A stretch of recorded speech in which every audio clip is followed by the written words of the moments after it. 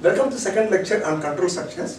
In the last video, we discussed two flows. So one is sequential flow and conditional flow. In this lecture, we will discuss third flow. It's called as iterative flow. It's also called as loops. Okay? So why do we need loops? Okay, first, let's understand why we need loops. Assume that you have a mobile with audio player, and if you would like to play a number of songs, you need not to click every time play next song, play next song, play next song. The audio player itself will take care of playing all the songs starting from the first song to the last song until either all the songs are finished or you close the application. Okay? Here you need not to press the next button after every song. The audio player will take care of playing the next song one after another, start from first song to the last song. Okay? So this is what your audio player will do. It plays a song. How long it will do this task? It plays songs until either you close app or until the last song.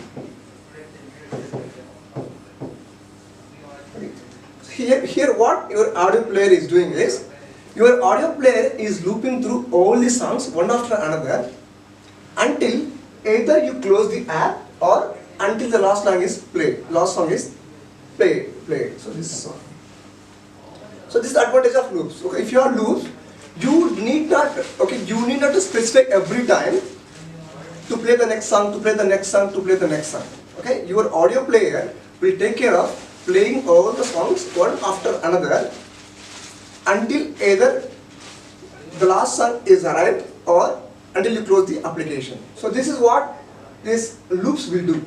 Okay, so what loops will do is, the loops will repeat a set of instructions again and again and again until there is a terminating condition. Okay, so let's take an example. Let's take a scenario. So what happens if there is no loops? Okay, what happens if you use loops in that particular scenario? Okay, I would like to print hello world statement multiple times. Okay, let's say 10 times. Okay, what you will do to print hello world statement 10 times? So what you will do is, basically, if you don't have iterative statements, you will write 10 hello world statement one after another. Okay, to print hello world 10 times, so what you can do is, you can write this printf statement 10 times. Here you are writing the same statement again and again and again 10 times. For example, if you would like to print hello world 20 times, what you will do? You will write 20 hello world printf statements one after another. This is fine if you want to repeat less number of times, like 10 times or 20 times. For example, if you want to repeat hello world statement 500 times, what you will do? Will you write 500 same statement again and again? If you would like to repeat the hello world statement 10,000 times, what you will do? Will you repeat writing this printf statement 1,000 times or 10,000 times one after another? That is not a good idea, and that is not the right way of writing the program, and that is not the effective way of writing the program. Okay, so instead of writing the same statement again and again and again and again, what you can do is, you can make use of iterative statements. You can make use of loops. So what loops will do is, the loops will execute a set of instructions again and again and again until the termination condition is reached. Okay, so you need not to you need not to repeat the same statement again and again and again. What you have to do is, you just have to keep this statement inside the loops, and the loops will take care of repetitions. Okay, so there are three iterative statements.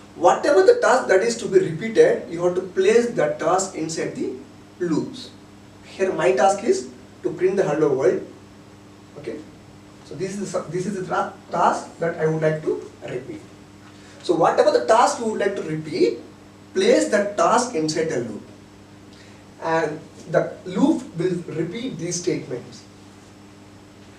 But the repetition should not go infinite times. The loop should terminate at some point of time. Okay. For that one, what we will do is we will use a variable called as loop induction variable that controls the loop. Okay. Here, as we need to repeat this statement 10 times, we make use of a counter. Okay. The count starts with 1. Count starts with 1. After printing each hello world statement, the count has to increase.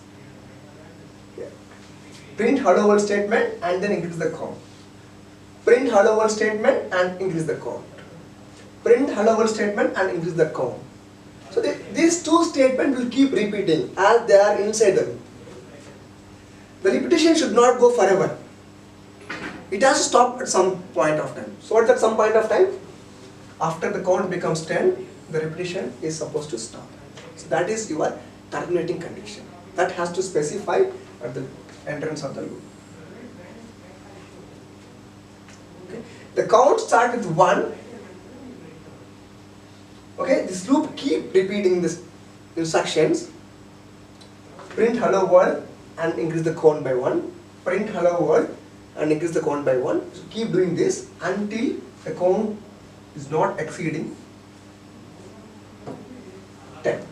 The count exceeds 10, this expression becomes false and will terminate the loop, and it will come out of the loop and the remaining statements will be executed. Okay? If you want to execute these statements, if you want to print hello world 100 times, what changes you will do? You just have to make this 10 as 100. That's it. These few lines of the code will result in printing 100 hello world statements. If you want to print hello world 1000 times, what you will do? You just make this one as 1000.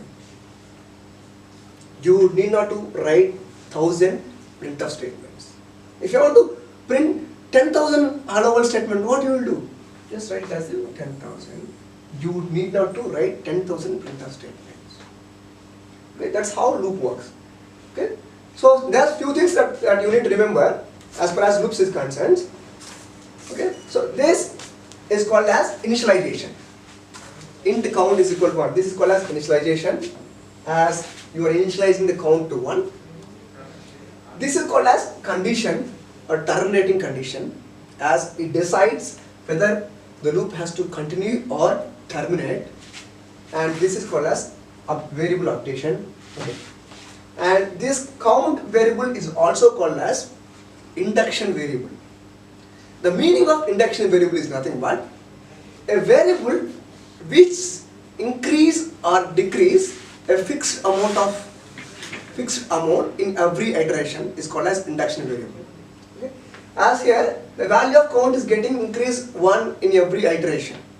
Okay, so this is called as induction variable. So okay, you have to remember for all the 3 iterative statements, you need to remember initialization, condition, and updation. Okay. Next, we will see one more example. The next example is to print numbers from 1 to 100. Okay, like this. Number 1, number 2, and so on, number 100. This is my objective. So I have to print 100 lines. Okay, each line has having numbers, number 1, number 2, number 3, number 4, and so on, like this. If you observe these 100 statements, like previous example, this 100 statement is not exactly same statement, but it is almost same statement. The only thing that is varying from one statement to another statement is this count only. 1, 2, 3, and so on 100. Only the last number is only changing. Apart from that, the remaining is same in every line. So here you are not doing the exactly same task again and again, but you are doing the almost same task again and again in every line. So what you can do is, so as this is a repetitive statement, you just keep this repetitive statement inside the loop. Whatever is same, just write it as inside the loop. In every statement, number is same. The word number is same in every statement. Whatever is changing across the statement, make it as the loop variable. Okay? So make it as the loop variable. Let us say count. Loop variable. Okay, this variable has to start from 1. This variable has to start from 1. It has to go up to 100. And in every iteration, the value of count should be get increased by 1, 1, 1. Okay? Start with 1. Start with 1 and increase the value of count by 1, 1, 1, 1, 1, 1. And this repetition has to go until the count reaches 100. Until the count reaches 100. So this is the way how you are supposed to print numbers from 1 to 100. If you want to print numbers from 1 to 1000, you need not write 1000 statements. You just have to change the count as 1000. Loops will help us to reduce the size of the program in a greater extent without changing the actual meaning of the program. Let's see some more examples on loops. So again, this is a initialization, a condition, and this is the updation. The next example is a slightly varied one. Print all the odd numbers from 0 to 100. Okay? So you have to start with 0 and you have to go up to 100. Okay? Start with 0, go up to 100. Okay? So what is the task that is to be repeated? Check whether a number is a odd number or not. If the number is odd number, print it. Otherwise, don't print it. Okay? If the number is odd number, then print it. Otherwise, don't print it and go to the next number. Go to the next number. Okay, start with 0. Check whether the number is odd number or not. If the number is odd number, then only print it. Otherwise, go to the next number. Go to the next number. How long you have to do this? You need to repeat this until the number becomes 100. So this is your terminating condition. Until the number becomes 100. So if you want to print all the odd numbers from 0 to 10,000, that's it. You need not to write 10,000 statement. You just have to change the terminating condition. Okay, so this way, okay, the next example is finding the sum of n natural number. So what is a natural number? The natural numbers are positive integers. Start with 1. 1, 2, 3, 4, 5, and so on. These are all the natural numbers.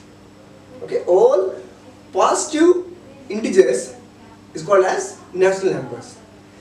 Our objective is to find the sum of n natural numbers. First get the value of n.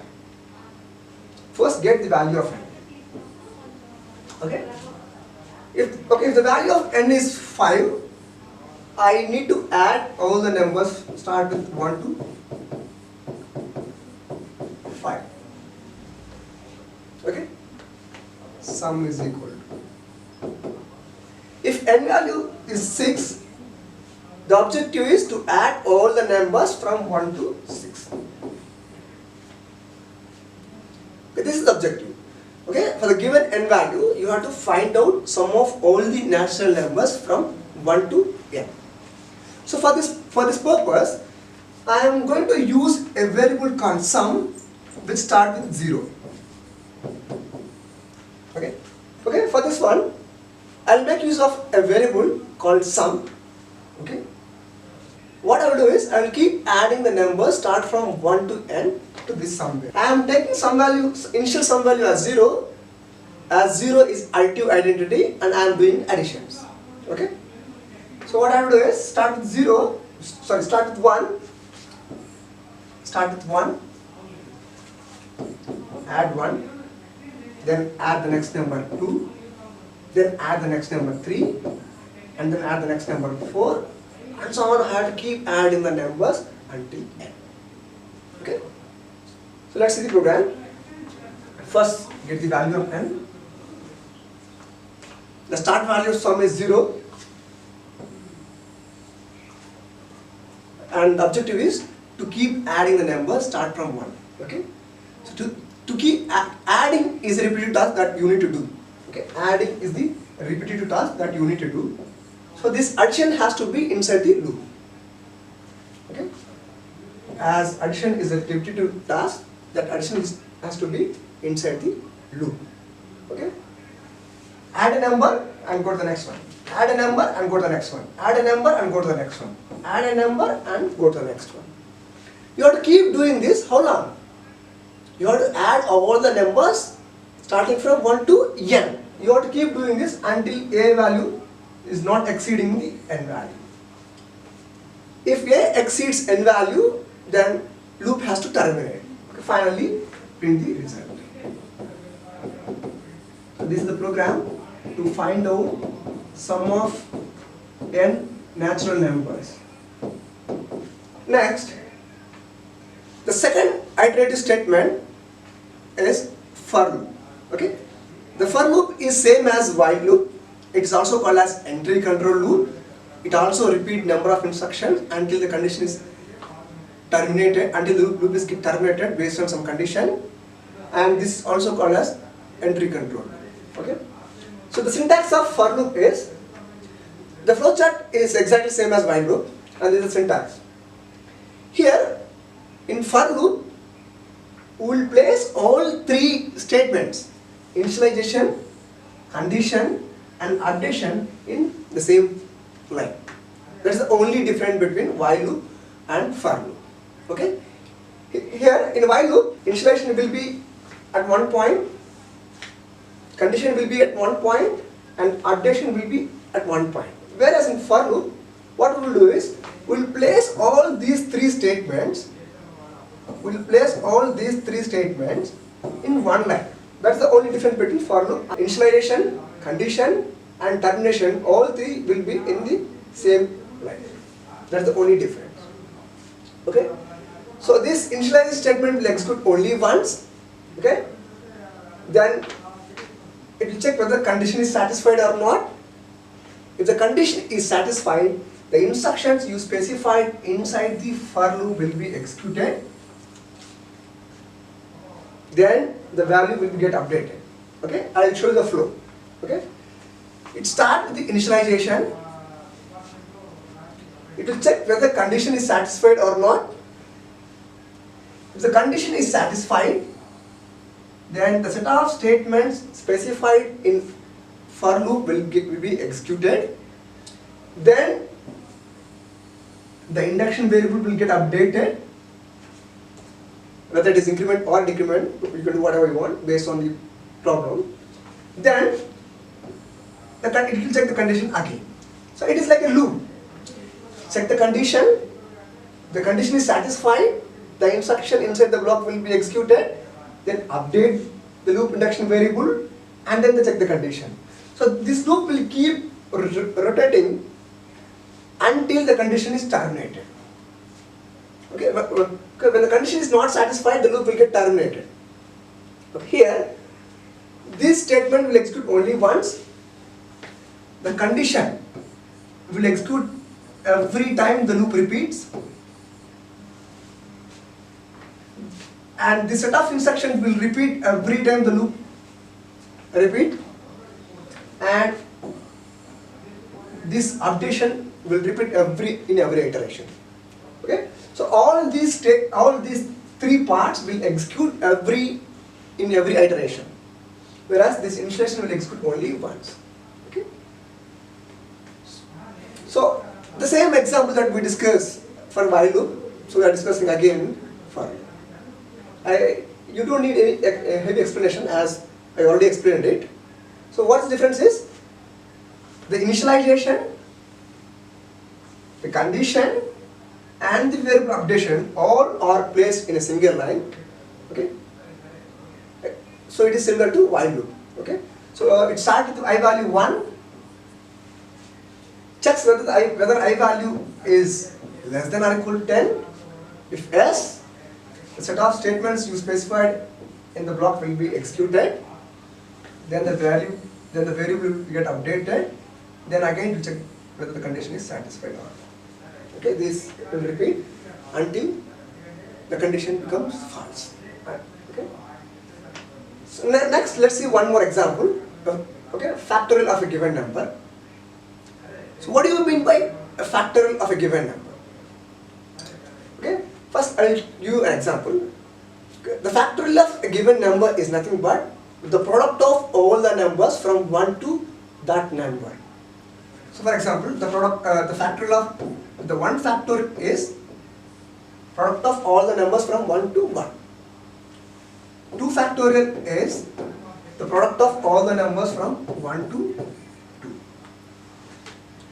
The factorial of 3 factorial is nothing but the product of all the numbers from 1 to 3. The same way 4 factorial. Product of all the numbers from 1 to 4. Okay, so this is similar to the sum of n natural numbers problem, except that there it is summation. Here it is a product. Okay. Here n factorial is nothing but product of all the numbers from 1 to that number. Again, to do this problem, we will take use of a variable called sum. Now the starting value of sum is not 0 because we are doing multiplications. You have to take multiplicative identity, which is 1. If you take 0 here, then irrespective of number of multiplication you do, the final result becomes 0, because 0 into anything is 0. As you are doing multiplications here, you need to take multiplicative identity. This one. Start with 1, multiply with 2, 3, 4, 5, and so on up to n. Okay? Okay. So let's write the program for this one. Let's take n value as 6. Okay? And sum value as 1. Let's take loop induction variable as I. And the program is you have to start with 1. You have to do multiplications. You have to keep doing multiplications.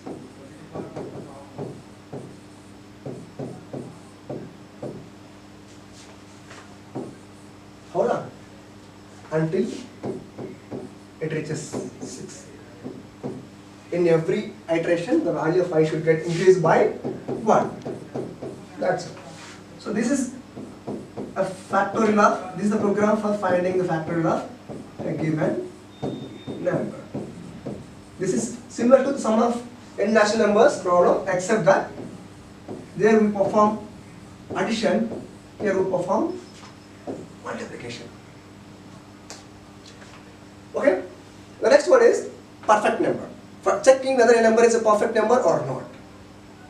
A number is said to be perfect number if the sum of all factors is same as the given number. Okay, I repeat once again. A perfect number is a number. Okay, a number is said to be a perfect number if sum of its factors is equivalent to the number itself. So for example, let us say 6 is a perfect number. How can I say 6 is a perfect number? The factors of 6 is 1, 2 and 3. Sum of these factors is equivalent to 6. Okay? The factors of 6 is 1, 2, 3. Okay? The factors of 6 is 1, 2, 3, and sum of the factors becomes the number itself. Then it is called as a perfect number. How to write program for this one? Again, you need to take a variable called sum. Sum is 0 as we are doing additions. Okay? Let us say, okay, get n value, get n value. Okay? You have to find out the factors. Okay? You have to find out the factors.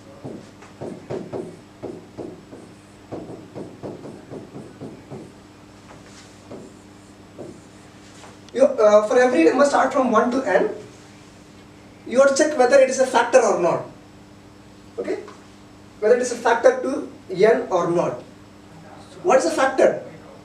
If it is divisible, if n is divisible with that number, then that number is called as a factor. Okay? To say whether I is a factor of n or not, the I has to divisible, the n has to divisible by I. If n is divisible with I, then it is called as a factor, then add the factor.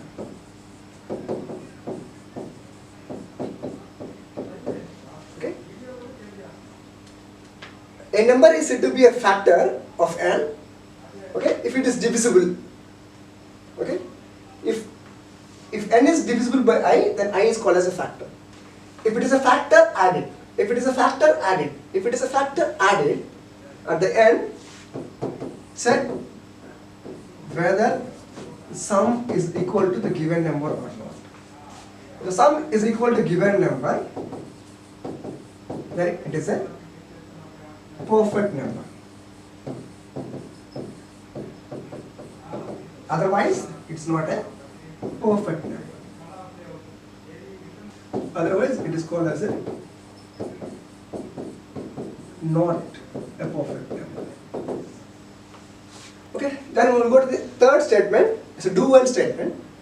As I told you earlier, the do while statement is almost same as while statement, except that do while statement will execute the set of instructions at least once, irrespective of whether the condition is satisfied or not. Here, the control statement that determines whether the loop has to continue or not is placed at the bottom of the loop.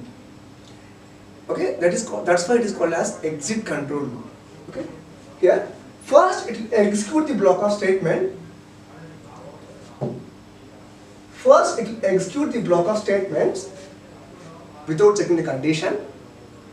Okay, then it will check whether the condition is satisfied or not. If the condition is satisfied, then it will repeat again. Okay, first it will execute the set of instructions inside the loop. Okay, then it will check whether the condition is satisfied or not. If the condition is satisfied, it repeats. Otherwise, the loop will terminate and the statement just below the loop will get executed. Okay, the syntax. Okay, these are the set of statements to be repeated. Okay, this is the expression that determines whether the loop needs to stop or not. One thing you should be very careful with do while is, after while you should place a semicolon here. Don't forget to place semicolon after while. Okay? Otherwise it will treat it as a while, not do while. Okay? The same example that we discussed for while loop and for loop and while loop. Okay? I need to print hello world multiple times. So I put it inside the loop. So it will keep repeating until the condition is satisfied. If the condition is satisfied, then it will repeat once again. Otherwise, the loop will get terminated. Okay, here the condition is placed on the bottom. So it's called as the exit control. Okay. This is an example of designing an arithmetic calculator using switch case. So we discussed this example in the previous lecture. Okay. Here, if you observe this example, program will take 3 inputs, 2 operands and 1 operator. Okay, based on the given operator, whether it is plus or minus or multiplication or division, it will execute only one operation. Then the program will get terminated. Okay, only one operation will be performed, then the loop will get terminated. If you want to perform these operations again and again and again, what you have to do? You just have to simply place this statement inside a loop so that the loop will repeat again and again and again. Previously, okay, this example will perform only one operation at a time. Every time the program will get exit. The program will terminate after doing one operation. If you want to do these operations again and again and again, you have to place this code inside a loop. Okay, like this. So I am using do while loop. So this is the code that I need to repeat again and again and again.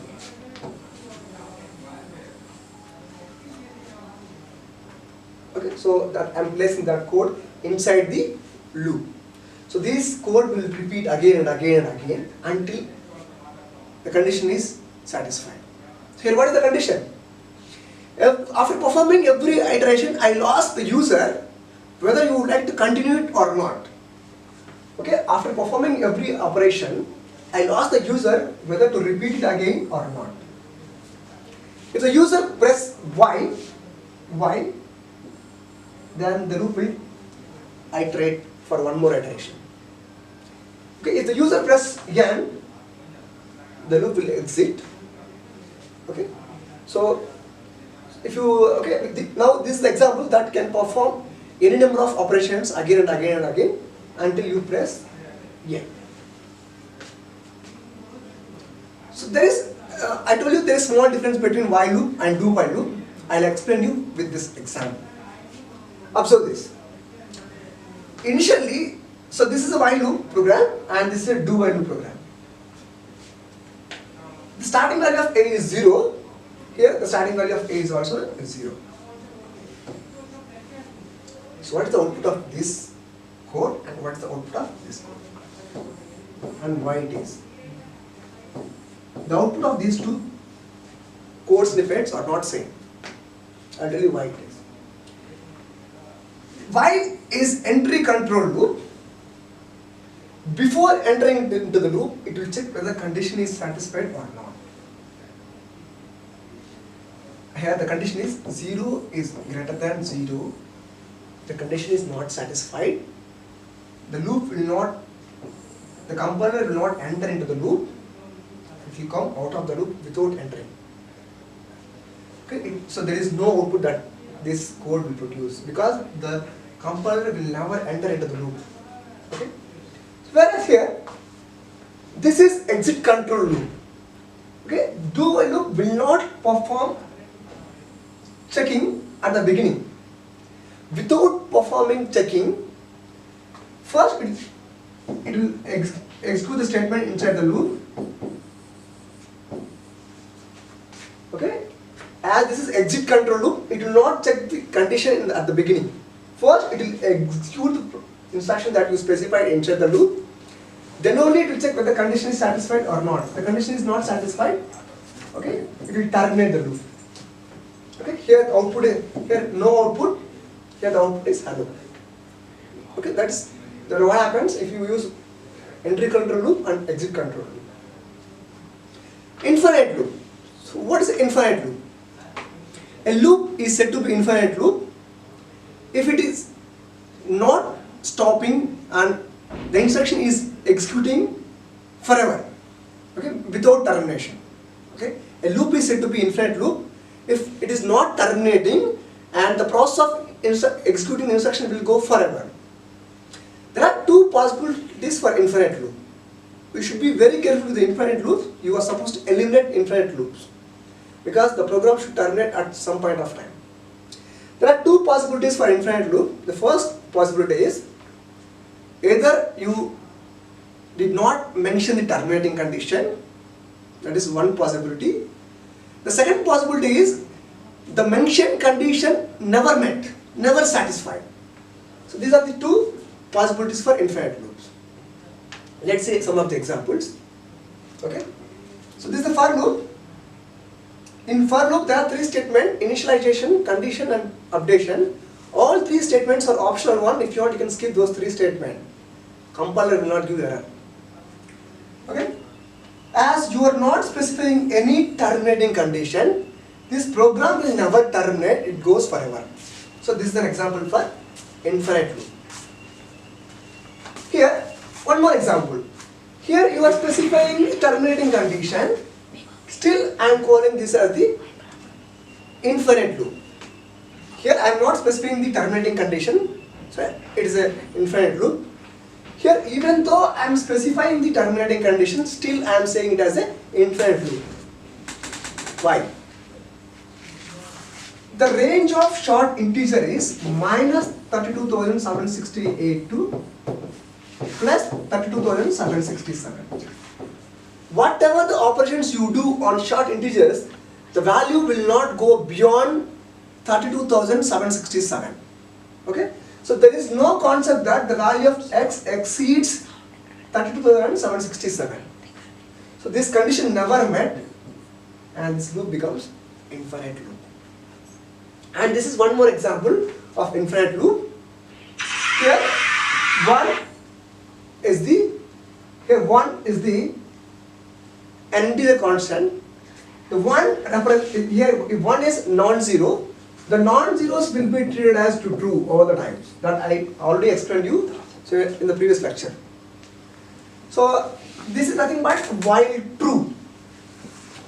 The one always becomes true, it never changes, then the loop will never get terminated.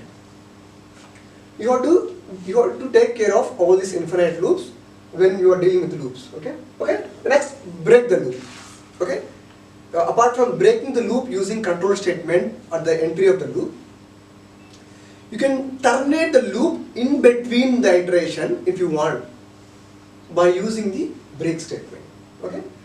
So by using the break statement, you can terminate the loop in the middle of the iteration based on whether the condition is satisfied, based on if it met some condition or not. Okay? So this is an example. So this is the program that performs addition of all the given inputs until you are giving the positive numbers.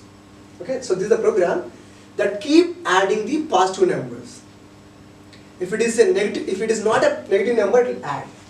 Okay, so whenever a user enters a negative number, so what it will do is, whenever a user enters a negative number, it will break the loop and will come out of the loop.